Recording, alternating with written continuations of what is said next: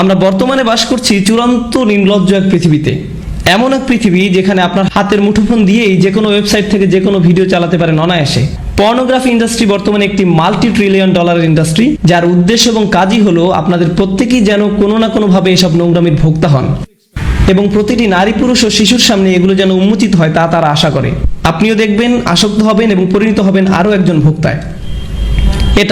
এটাই হলো আমাদের সমাজকে দেওয়া পর্নোগ্রাফির উপহার। এটা তৈরি করছে অমানুষ, মানুষকে পরিণত করছে পশুতে, যৌন বিকারগ্রস্ত মানুষে। এবং আপনাদের মধ্যেই দুর্ভাগ্যক্রমে কারো কারো এই আসক্তি রয়েছে এবং আপনারা এসব জঞ্জাল অনলাইনে দেখছেন। আপনারা দেখেন এবং নিজেদের বিভিন্ন মোবাইল ডিভাইসে এবং অ্যাপে সেভ করে রাখেন এবং এই নিয়ে আপনাদের ভিতরে আর কোনো খারাপও লাগে না, কেননা আপনারা নিজেরাই মনে মনে নিজেদের জন্য এগুলোকে গ্রহণযোগ্য ধরে নিয়েছেন। হয়তো মাঝে মাঝে এ নিয়ে একটু অনুশোচনা হয়, কিন্তু আবারও আপনি ফিরে যান সেদিকে।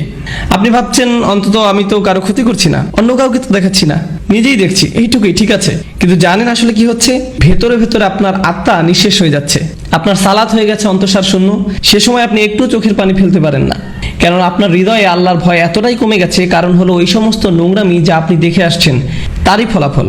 এগুলো আপনাকে পরিণত করেছে একটা মানুষরূপী পশুতে, যার ফলে আপনি এখন আর স্বাভাবিকভাবে তাকাতেও পারেন না। যখন একজন নারী আপনার পাশ দিয়ে যায়, আপনি যেন দেখেন একটা মাংসপিণ্ড হেঁটে যাচ্ছে। আপনার দু চোখ সর্বদাই নিরীক্ষণ করে বেড়াচ্ছে প্রত্যেককে। সারাটাক্ষণ আপনি হাঁ করে তাকিয়ে থাকেন, চেয়ে থাকেন, চোখ নামিয়ে নিতে আপনার রীতিমতো কষ্ট হয়। যখন আপনি সাবওয়েতে কিংবা ক্যাম্পাসে অথবা যখন কর্মক্ষেত্রে নয়তো রাস্তা দিয়ে হেঁটে যাচ্ছেন, আপনি পারছেন না নিজেকে সংযত রাখতে। হয়তো একটা বিলবোর্ডের দিকে তাকালেন, আপনি দ্বিতীয়বার তাকান, তৃতীয়বার তাকান, এমন একটা সুযোগ আপনি হাতছাড়া করেন না যা দিয়ে আপনার অন্তরটা কলুষিত হয়। আপনি পরিপূর্ণভাবে একজন আসক্ত ব্যক্তি। তারপর কিনা আপনি আমাকে বলেন, ভাই নামাজে মনোযোগ আনবো কিভাবে? আপনি কোন দুনিয়া বাস করছেন? কোন জগতে আছেন আপনি? ভাইরা আমার, বিশেষ করে ভাইদেরকেই বলছি, জানি কিছু বোনেরও এই সমস্যা রয়েছে। এটা অত্যন্ত দুঃখজনক বাস্তবতা। এটা একটা যুদ্ধ এবং এই যুদ্ধ যে কোনো সামরিক যুদ্ধের চেয়েও ভয়ঙ্কর। এটি সেই যুদ্ধ যা কিনা ধ্বংস করে দিচ্ছে আমাদের অন্তরকে। এই জিনিস আমাদের ঘর পর্যন্ত প্রবেশের পথ করে নিচ্ছে, রাস্তা বানিয়ে নিচ্ছে। আচ্ছা, আমিও চাই আমাদের সন্তানদেরকে এসবের হাত থেকে যত দূর সম্ভব বাঁচাতে, কিন্তু যখন আমার সন্তান স্কুলে যায়, সেটা ইসলামিক স্কুলই হোক না কেন, খুবই উজ্জ্বল সম্ভাবনা রয়েছে যে কেউ একজন হতে পারে তারই এক বন্ধু তার আইপ্যাড বা অনুরূপ কোনো মোবাইল ডিভাইস নিয়ে এসে বলবে, দেখো দেখো সবাই।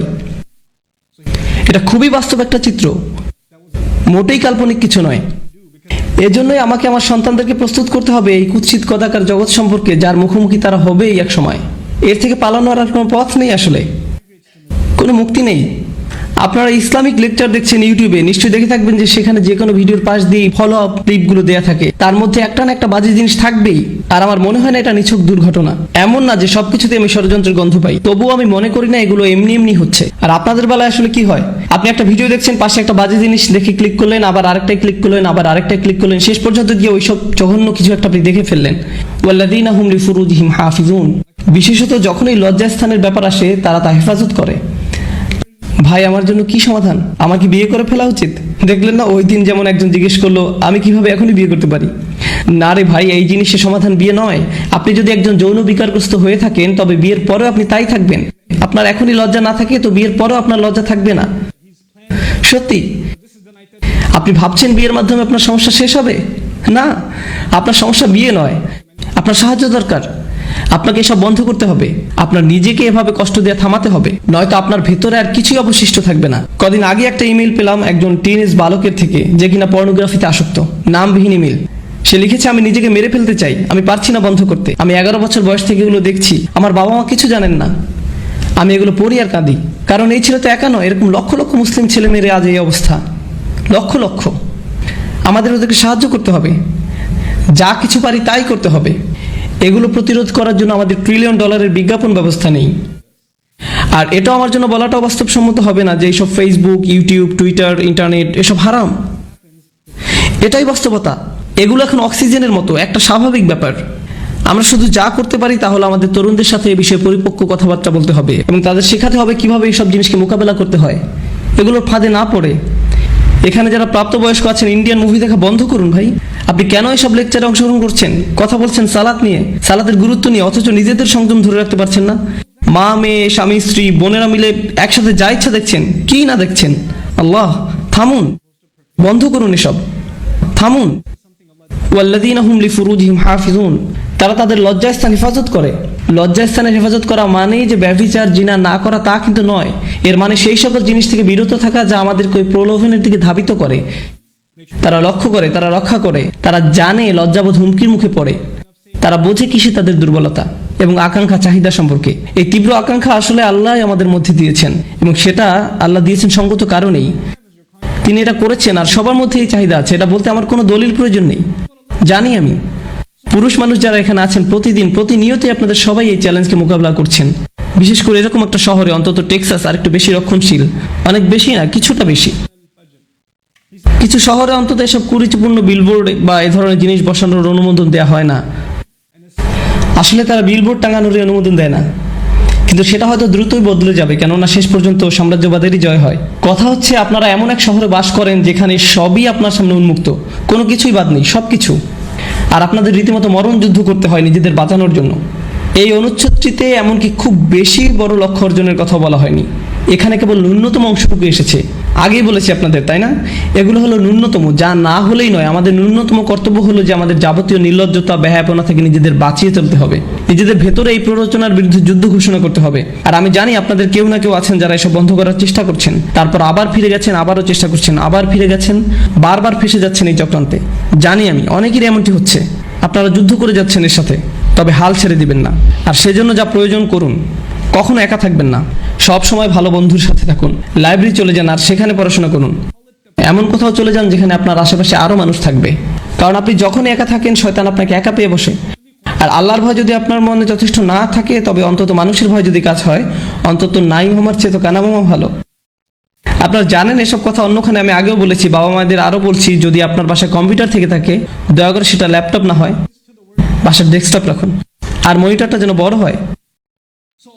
আর এটা নিশ্চিত করবেন কম্পিউটারটা যেন রান্নাঘর কিংবা খাওয়ার ঘরে থাকে, বসার ঘর ব্যবস্থা করবেন না। বাচ্চাদের ঘরে তো নয়, এমনকি আপনাদের শোবার ঘরেও না, খাবার ঘরে কম্পিউটার রাখবেন, একদম সবাই দেখতে পাচ্ছে এমন দিকে মুখ করে। তুমি হোমওয়ার্ক করতে চাচ্ছ, করো, মনিটর এদিক ওদিক ঘোরাতে পারবে না, সবার মুখের সামনেই থাকবে। এভাবেই আপনাকে করতে হবে, বুঝলেন? এভাবেই আমাদের সাবধানতা অবলম্বন করতে হবে। আপনার 11 বছর বাচ্চাকে স্মার্টফোন দিবেন না, কি ভাবছেন আপনি? ব্যাপারটা মোটেও স্মার্ট নয়। বাচ্চাদের আপনারা স্মার্টফোন দিবেন না। আমি কেন এমন দেখি যে ইসলামিক স্কুলে ক্লাস 2 বা 5 এর বাচ্চার হাতে আইফোন 5। আমার নিজের আইফোন 5 নেই, আর তাদের কিনা আছে, কিসের জন্য? আপনারা জানেন এগুলো কত ভয়ঙ্কর হতে পারে? ইল্লা আলা আজওয়াজিহিম আও মা মালাকাত আইমানিহুম ফাইন্নাহুম গায়রু মালুমিন। আর তাদের স্বামী স্ত্রী ব্যতীত, তাদের অধিকারভুক্ত দাসী ব্যতীত, সেক্ষেত্রে সংযত না হলে দোষের কিছু নেই। আল্লাহ বলছেন আমাদের এসব আকাঙ্ক্ষা রয়েছে এবং আমরা সেগুলো সম্পাদন করতে পারবো, পূরণ করতে পারবো, কিন্তু শুধুমাত্র আমাদের বৈধ স্বামী স্ত্রীর মাধ্যমে। কিন্তু এর বাইরে আমরা কোনো কিছু করতে পারবো না। আর একটা ব্যাপার, যখন মানুষ ওই সমস্ত জঘন্য জিনিসে আসক্ত হয়, অবিরতভাবে ওইসব নিয়ে পড়ে থাকে এবং অতিরিক্ত বেশি পরিমাণে সেসবের সংস্পর্শে থাকে, তাদের দাম্পত্য জীবন হয় দুর্বিষহ। ভোগ সুখ নিয়ে তাদের নিজেদের ভেতরে এক ধরনের অলীক এবং অবাস্তব ধারণা গড়ে ওঠে এবং তখন তারা নিজেদের স্বামী স্ত্রীর কাছ থেকে সেই সুখ খুঁজে পায় না। ঘরে ঘরে এগুলো নিয়ে অনেক বড় ফিতনা তৈরি হয়, পরিবার ধ্বংস হয়ে যায়, মুসলিম পরিবার। এগুলোই বর্তমান সমাজে আমাদের হচ্ছে। আল্লাহ তাদের সম্পর্কে বলেন যারা সালাত প্রতিষ্ঠা করে। তিনি বলেন, আমি বর্ণনা করছি যারা সালাত বা নামাজ প্রতিষ্ঠা করে, এগুলো হচ্ছে মওসুফ আল মুসল্লিন, সালাত প্রতিষ্ঠাকারীর বৈশিষ্ট্য। আল্লাযিনা, সব আল্লাযিনাগুলোর প্রত্যেকটি হচ্ছে মুসল্লিদের এক একটি সিফাত বা বৈশিষ্ট্য। অর্থাৎ যারা সালাত কায়েম করে তারাই হলো সেসব মানুষ যারা নিজেদের সালাত কায়েমের ব্যাপারে নিয়মিত এবং অবিচল। এরাই হলো সেসব মানুষ। ফামান ইবতাগা ওয়ারাআ যালিকা ফাউলাইকা হুমুল আদুন। আর যারা কিনা এই সীমার বাইরে চলে যায় তারা মূলত আগ্রাসনে লিপ্ত। এসব কাজে এক প্রকার আগ্রাসন। দেখুন, যখন কিনা আদু উল্লেখ করা হচ্ছে অথবা আদিন আসছে আদুন থেকে, আদা থেকে, ঠিক আছে? আল আদুন, আল আদাওয়া আরবিতে মানে হলো শত্রুতা। আল্লাহ বলছেন যারাই কিনা তাদের কামনা বাসনা চরিতার্থ করে হালাল পথের বাইরে, বিবাহের বাইরে, যারাই সেটা করে তারাই এক ধরনের সক্রিয় আগ্রাসনে লিপ্ত। প্রশ্ন হচ্ছে কার বিরুদ্ধে এই আগ্রাসন? কারণ আপনি যখন শত্রুর কথা বলেন তখন মাথায় আসে যে সে শত্রু কার শত্রু। যদি তারা শত্রুতে পরিণত হয় তাহলে কাদের জন্য শত্রু? আল্লাহ সেটা বলেননি, উল্লেখ করেনি কোন মাফউল বিহি কিংবা কোন জার মাজরুর। এর মানে কি হতে পারে জানেন? তারা তাদের নিজেদের শত্রু, তাদের পরিবারের শত্রু, তারা এমনকি আল্লাহর দেয়া শিক্ষার বিরুদ্ধে শত্রুতায় লিপ্ত। বুঝতে পেরেছেন? এরাই হলো এই ধরনের মানুষ। আপনার আর আমার সবচেয়ে যে গুরুত্বপূর্ণ সম্পদ তা হলো আমাদের অন্তর, আমাদের হৃদয়। আর এই নির্লজ্জতা আমাদের অন্তরটাকে ধ্বংস করে দেয়, নিশ্চিহ্ন করে দেয়। সবচেয়ে মূল্যবান যে জিনিসটিকে আমাদের সুরক্ষিত রাখতে হবে তা হলো আমাদের ঈমান। আর এইসব নোংরা জিনিসগুলো আমাদের ঈমানকে নষ্ট করে দিচ্ছে, আপনাদের ঈমানকে দুমড়ে মুচড়ে ছিঁড়ে ফেলছে। এরকম হতে দিয়েন না আপনারা আপনাদের সাথে। ওয়ালা তাকরাবুজ জিনা ইন্নাহু কানা ফাহিশাতান ওয়া সাআ সাবিলা। এই আয়াতটি কোরআনের সেই অংশ যেটি মহানবী সাল্লাল্লাহু আলাইহি সাল্লামের 10টি বিখ্যাত আদেশের শামিল। কিছু সাহাবী বলছেন এটি হচ্ছে মুসা আলাইহিস সালামকে দেয়া শিক্ষার মূলনীতিগুলোর অংশ। আবার মজার ব্যাপার হচ্ছে এই আয়াতটি যে সূরাতে তার নাম হচ্ছে বনী ইসরাইল, ইসরায়েলের সন্তানগণ।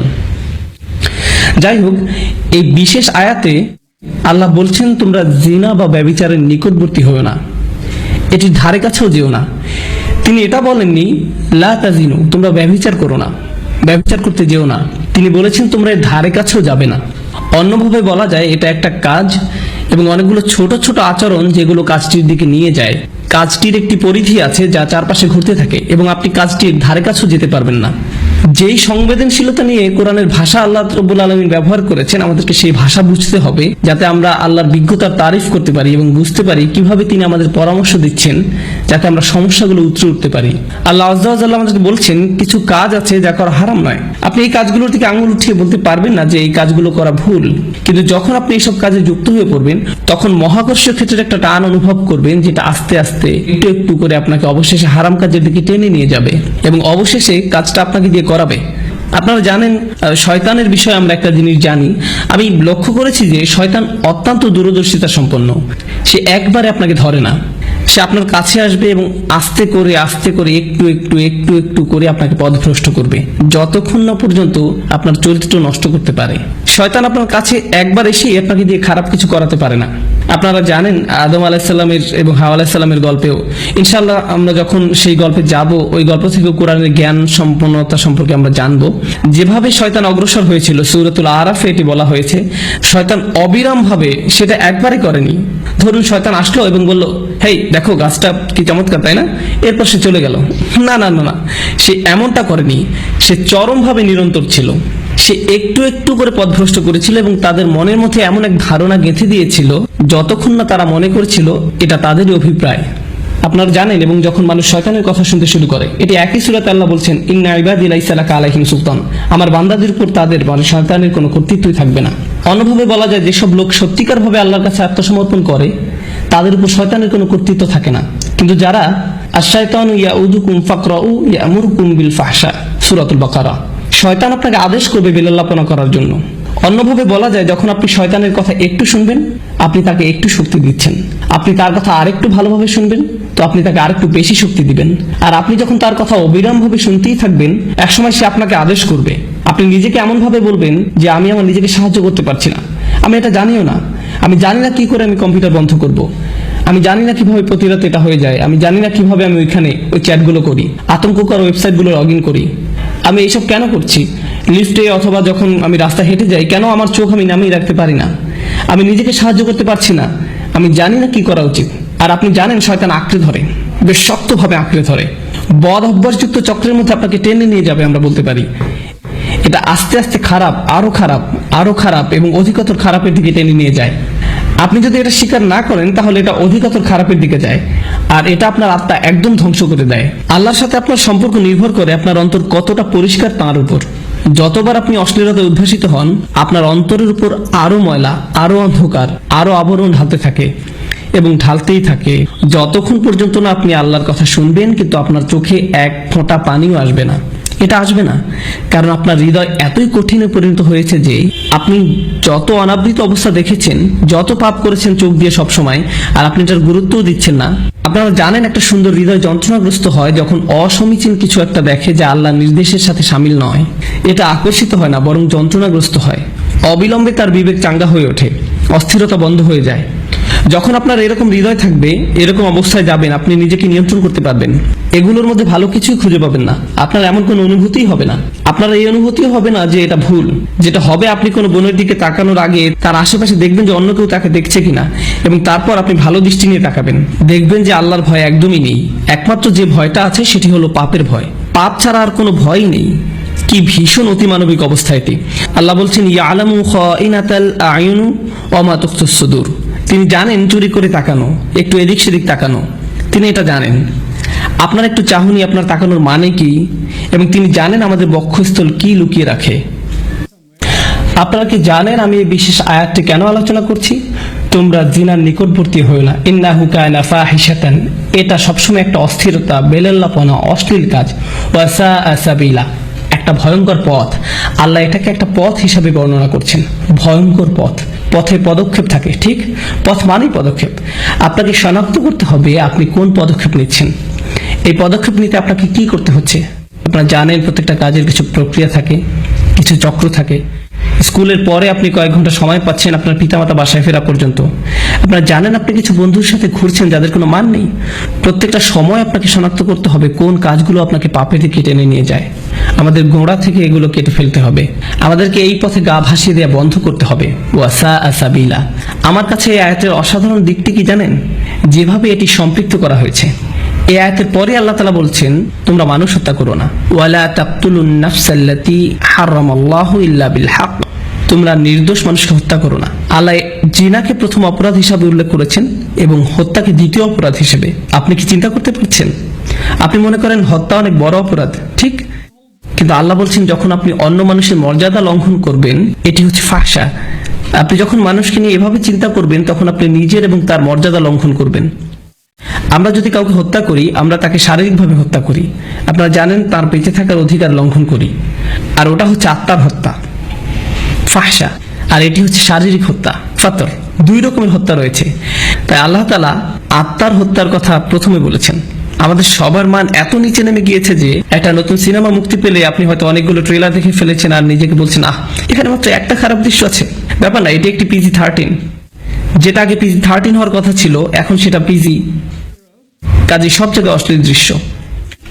এবং যে আত্মার মূল্য আমরা হারিয়ে ফেলেছি তার প্রতি আমাদের যত্নবান হওয়া উচিত। এটা আমাদের নামাজের উপর প্রভাব ফেলছে, দোয়ার উপর প্রভাব ফেলছে, আমাদের চরিত্রের উপর প্রভাব ফেলছে, এটা আমাদের পরিবারের উপর প্রভাব ফেলছে। এবং আমরা গুরুত্বও দিচ্ছি না। আমরা মনে করি এটাই জীবন, আমাদের সময়ের সাথে তাল মিলিয়ে চলছি। ঠিকই আছে, সবাই একই কাজ করছে, আমরা কি করতে পারি?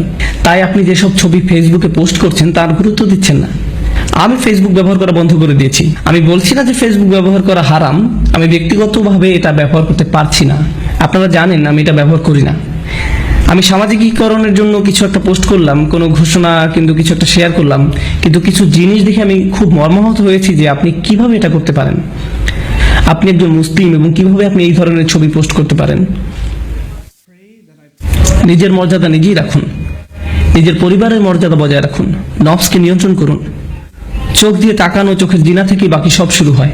অন্য সবকিছু এখান থেকে শুরু, অন্য সবকিছু চোখের জিনা থেকে শুরু। ইনশাআল্লাহ তাআলা আমি আপনাদের সাথে এই বিষয়ে ছোট ছোট টুকিটাকি কোরআন থেকে এই বিষয়ের উপর কিছু সংযুক্ত আয়াতের অংশ নিয়ে আরেকদিন আলোচনা করব।